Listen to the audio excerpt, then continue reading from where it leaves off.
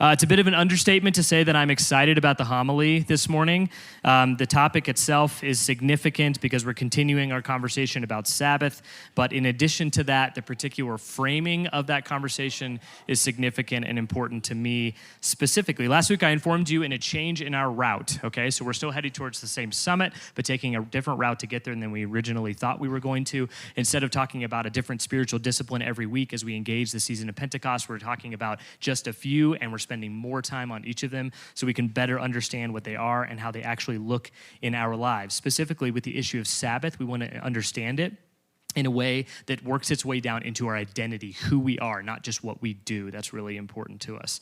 So we're still headed in the same direction, but we're just going to go about it a bit of a different way than we had originally planned.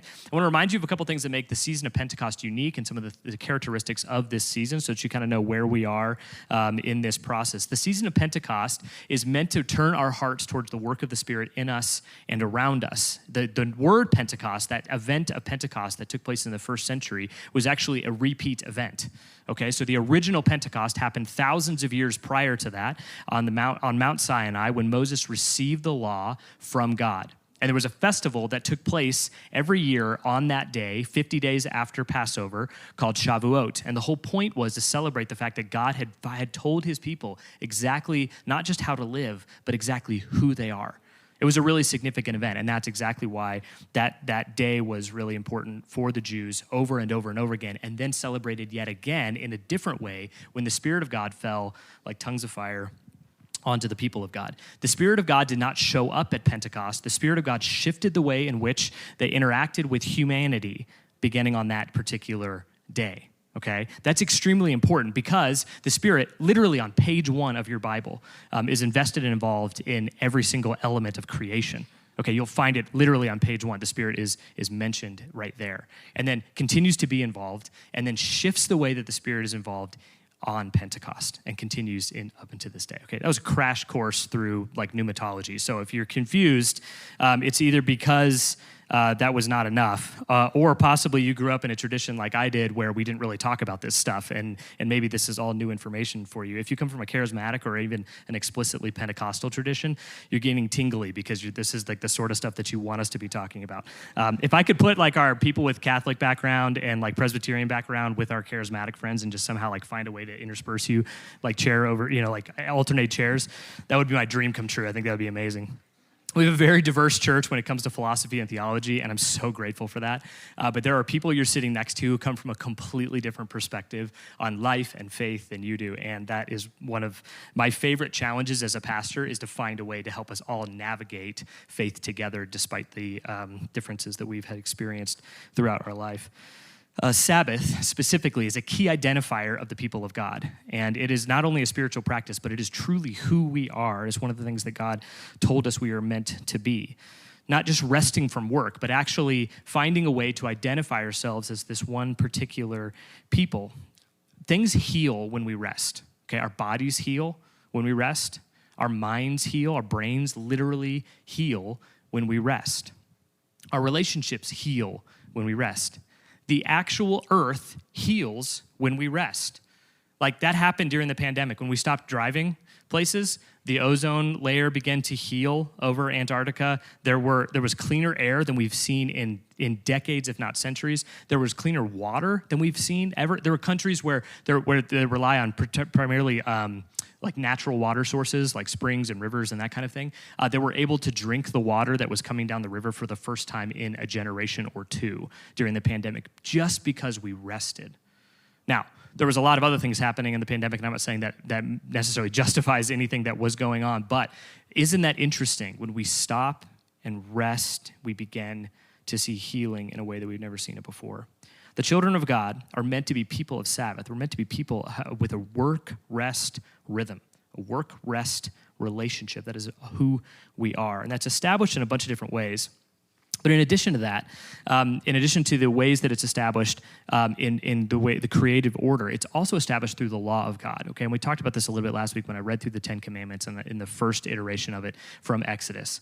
There's now another iteration that I want to read to you, comes to you from Deuteronomy chapter 5. We're going to put it on the screen. You're welcome to follow along with us there. It goes like this. This particular commandment says, observe the Sabbath day and keep it holy, as the Lord your God has commanded you. 6 days you shall labor and do all your work, but the seventh day is a Sabbath to the Lord your God. And on it you shall not do any work, neither you nor your daughter, nor your male or your female servant, nor your ox, nor your donkey, nor any animals, nor any foreigner residing in your town, so that your male and female servants may rest as you do. Remember that you were slaves in Egypt, and that the Lord your God brought you out of there with a mighty hand and an outstretched arm. Therefore, the Lord your God has commanded you to observe the Sabbath day. Now, there are some major differences and distinctives, even though hard to identify when you're not doing a side-by-side comparison between the Deuteronomy account of the Ten Commandments and the Exodus account of the Ten Commandments. So I want to give you a little context for why that is, and I want to crash course through just a couple of those differences before we get into some real practical pieces about this particular style of Sabbath that we're going to talk about today. The reason why there are major differences is because this iteration of the law of God comes to the people of God through Moses, from what I can calculate, like a couple of weeks before he dies. So he's about to be done as their leader, and he wants to remind them one more time of who they are and what God told them. They're about to enter into the promised land. Moses does not lead them in there. Aaron leads them in there instead. And so Moses is like, I just want to make sure that this new generation of Jews is aware of exactly where they've come from and exactly who they are and where they're going. That's what Moses is set out to do, because this is about 40 years after the original Mount Sinai situation. So Moses is saying, well, there's a new generation of Jews that have no memory of being slaves. That's really significant. Up until that point, there was really no issue with the people of God remembering their slavery, because for generations prior to that, they literally had the scar tissue on their bodies to prove it. That for the first time in hundreds of years, there's a generation of Jews who had not experienced firsthand slavery. And so he wants to remind them of something that's happened in the past and then push them towards something that's happening in the future.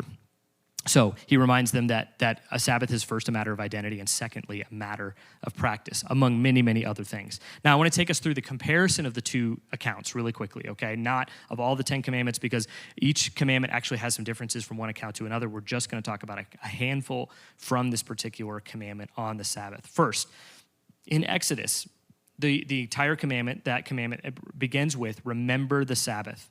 This word is, in the Hebrew, it's zakar. It's the beginning of the word, or the name Zechariah, okay, which basically means to remember Yah, or to remember God. That's what that name means. Zakar is, if my memory serves me correctly, it is the most frequent word in the entire Old Testament, okay?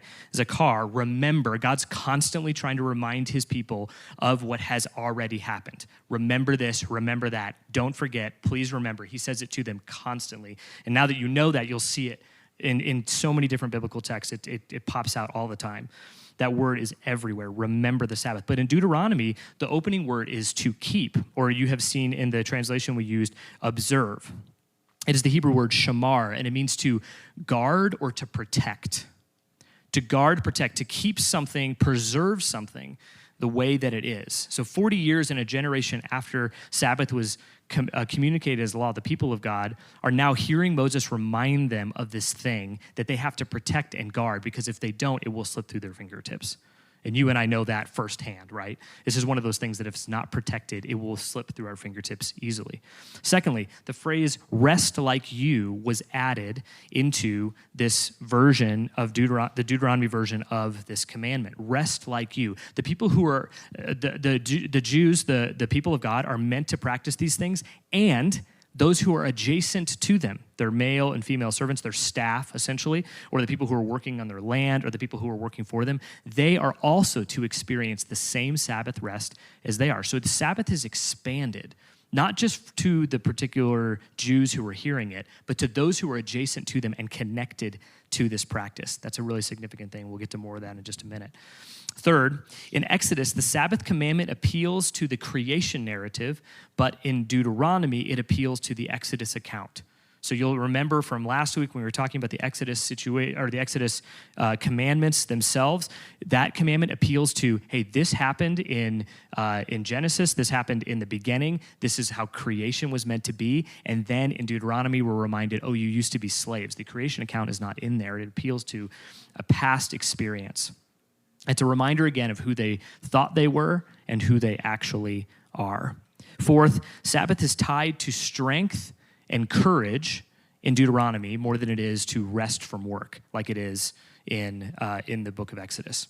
Sabbath as protest in this particular situation, Sabbath as the way we're going to talk about it today, is a strong stance against slavery as much as it is a rest from the work that we experience on a regular basis. It is a strong stance against the identity of slavery as much as it is a rest from work. That's a quick comparison of the two texts, okay? And again, there's a reason for it. God wanted them to hear something different through Moses because they were a new generation that needed something else. So here we are thousands of years later, okay? And when we hear the word slavery, when we hear the words, remember that you were slaves and you were no longer are, when you hear those words, we have a different understanding of slavery than might have been the experience of the people who were hearing that at the time. People have different experiences with that particular word. When we in the U.S. think of slavery, our minds typically go straight to chattel slavery brought about by the transatlantic slave trade, which resulted in 12.5 million African people being purchased and owned by white masters in this very country. That's where our minds oftentimes go, transatlantic slave trade. And before we write that off as ancient history, and we wonder, why does our mind always go to that when that was a really long time ago, or we fixed that or solved that? Before we assume that that's ancient history, please remember that the Emancipation Proclamation did not solve or eradicate slavery or that cultural mindset or that identity here in our country. It did not just go away. Whiteness and white supremacy still reigned supreme in 1921 when the Tulsa Massacre happened, and in 1955 when Emmett Till was lynched, and in 1963 when a church in Birmingham was bombed, and in 1991 when Rodney King was beaten to death or beaten by police. Ruby Bridges is 66 years old, okay?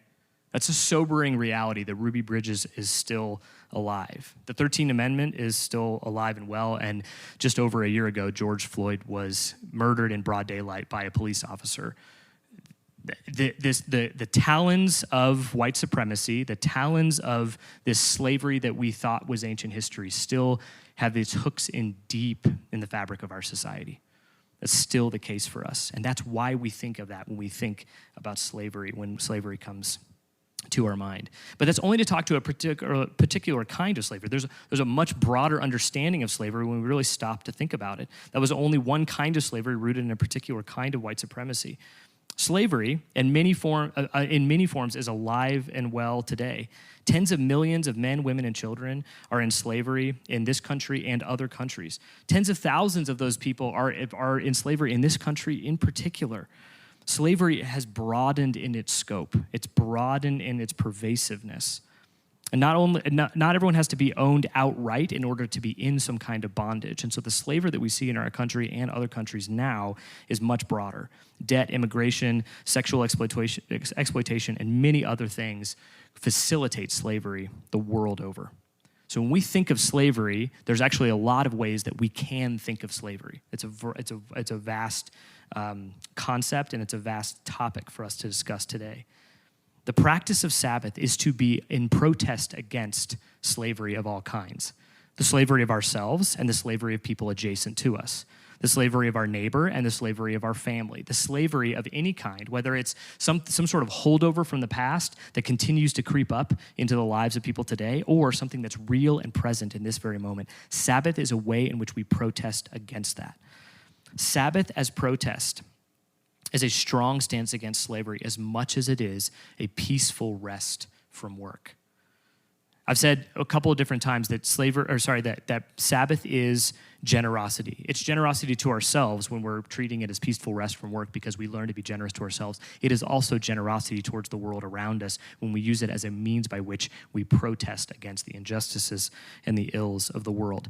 Sabbath is God's design for sticking it to the man. Okay, if you've ever wanted to stick it to the man, Sabbath is actually how we do that. That is actually the main way that we go about that as Christians, or it's at least the starting point or the primary way that we begin it. When I was in high school, I listened to a lot of metal, and you may just judge me for this entire section here, and I'm sorry, but this is the truth about me.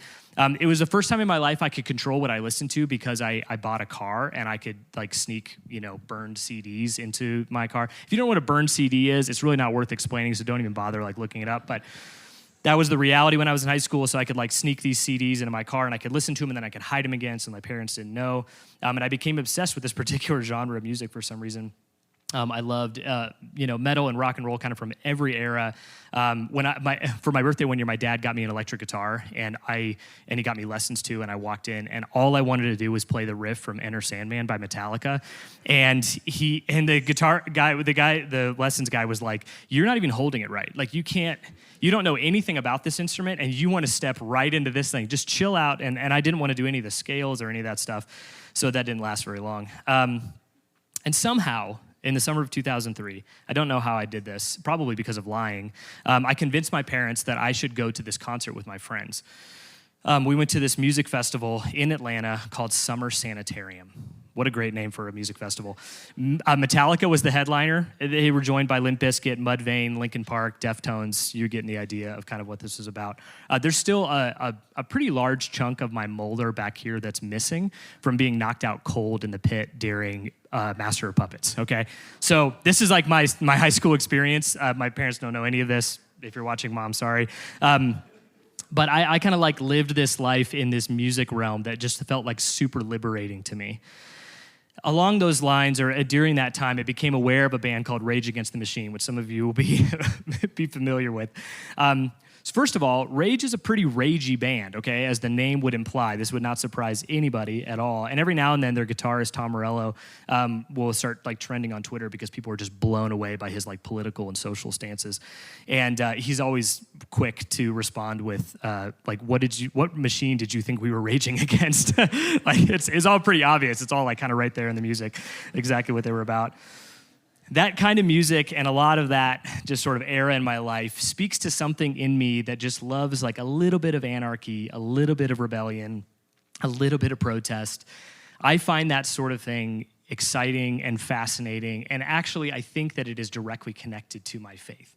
To push back on things that feel like they have oppressed other people, or to push back on things that have provided inequity for people that are near me or people that I love. That's important to me to be a part of that. And I know it's important to a lot of you too, which is why this idea of Sabbath as protest I think is really fitting for our church.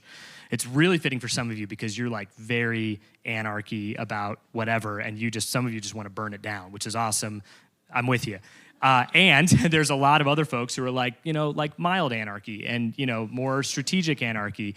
And that's awesome too. And I'm with you on that as well. But I think our church is ready to hear about spiritual practices as forms of pushing back, as forms of protest, as forms of rebellion.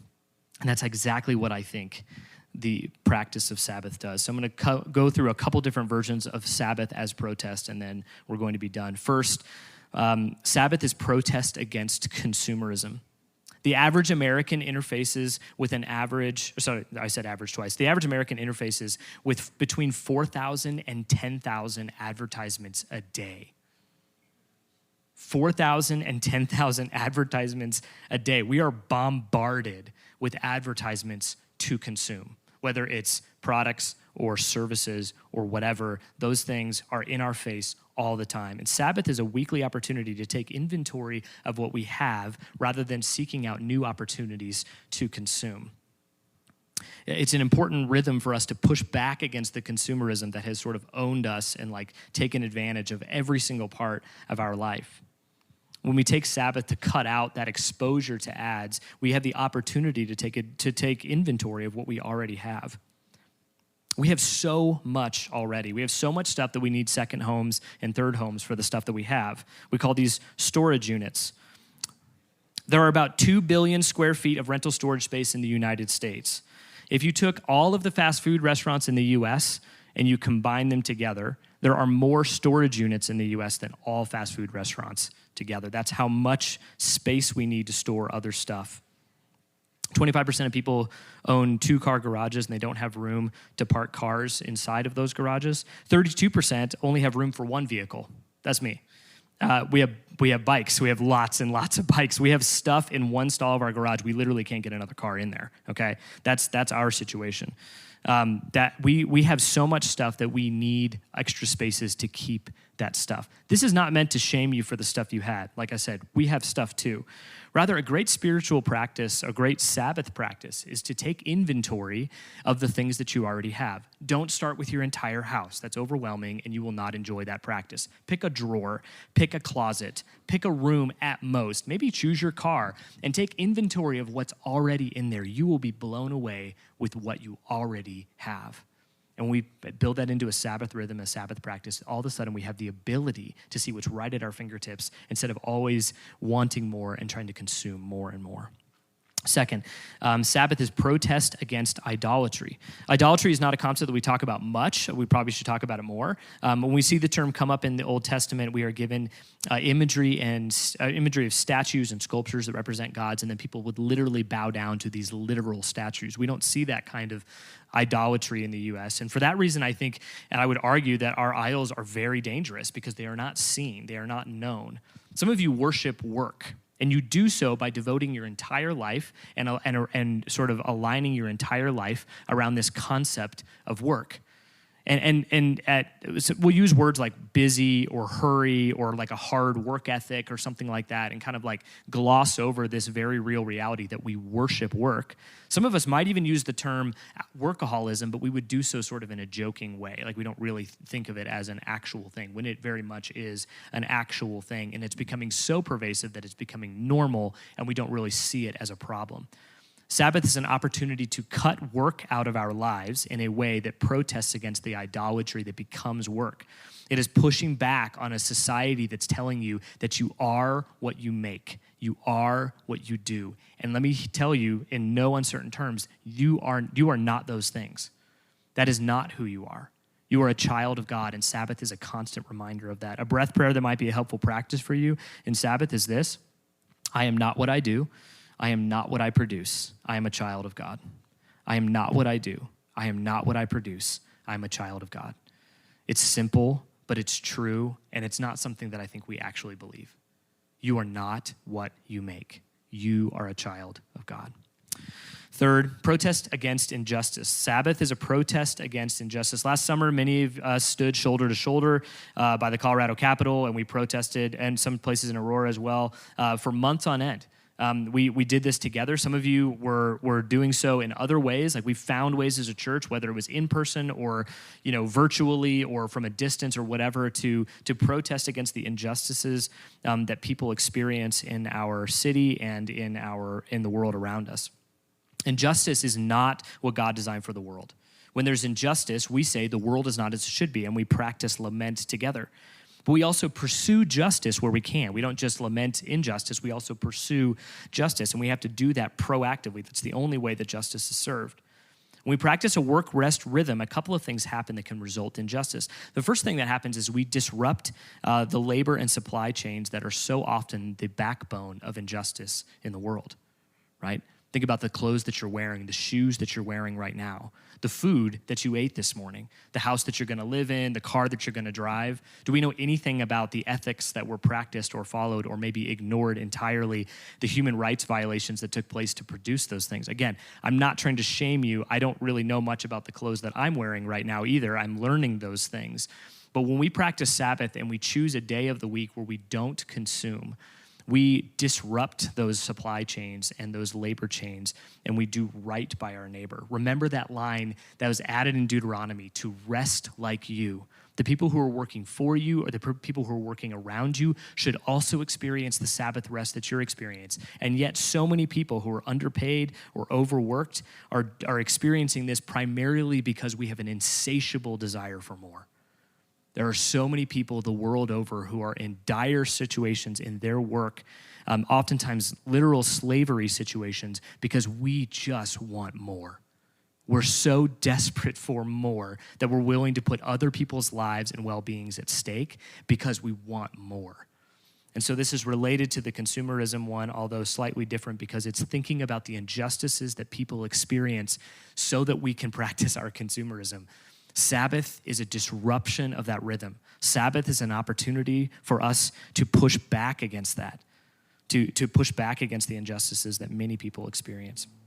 Sabbath also allows you to sharpen your awareness for what's happening around you. A great Sabbath activity or practice would be to take a walk during Sabbath and pay attention to what's around you. Maybe engage in that conversation with that person who's sitting on the sidewalk, who you might have walked by otherwise. Maybe talk with that neighbor who lives near you and is out in their front yard watering flowers or something like that, because normally you would walk right past them. Take Sabbath to slow down and to pay attention to what's happening. You will never be able to care for the neighbors in your neighborhood until you actually know them well enough to know what's going on in their lives.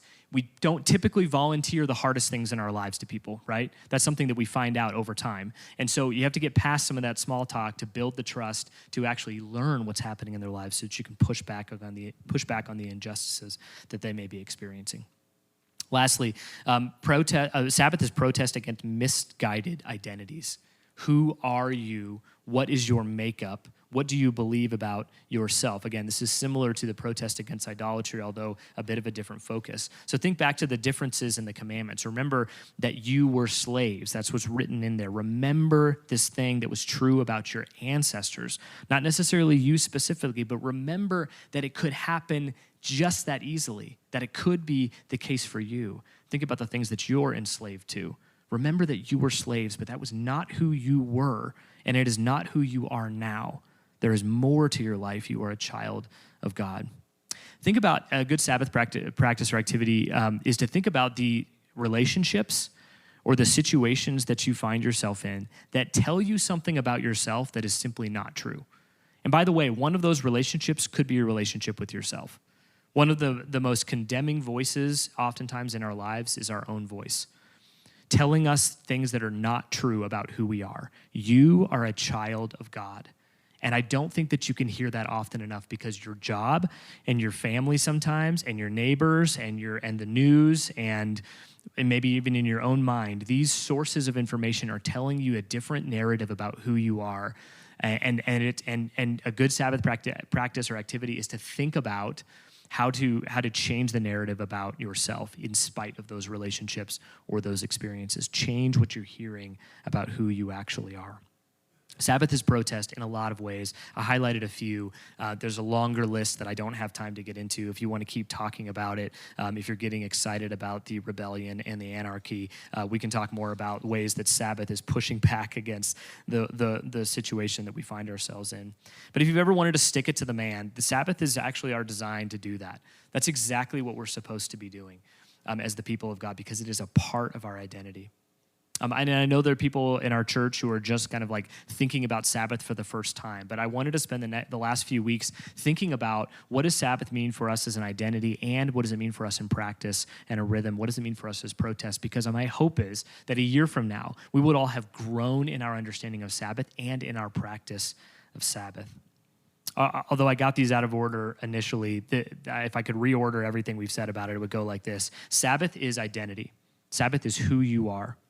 Sabbath is protest. Sabbath is a way in which you push back against the way the world seems to always want to turn. And then third, Sabbath is practice. Sabbath is a way for you to express and experience generosity towards yourself. Like I said, I got those out of order when we did this series, but if you want to go back and listen on the podcast or on YouTube or whatever, you can order them however you want, and that's the order I would go in. Sabbath is identity. Sabbath is protest. Sabbath is practice. This is who we are. This is who God created us to be. Would you pray with me? Heavenly Father, thank you for an opportunity to see sort of the evolution of the law as it is expressed to different groups of people. And may we pay attention to those different pieces that teach us about how to interact with the world around us and how to interact with ourselves. May it be true of us that we believe wholeheartedly that we are children of God, and therefore that should mark the way that we live our lives. May that become true more and more so of our church. We love you, and we pray these things in the name of the Father, and the Son, and the Holy Spirit. Amen.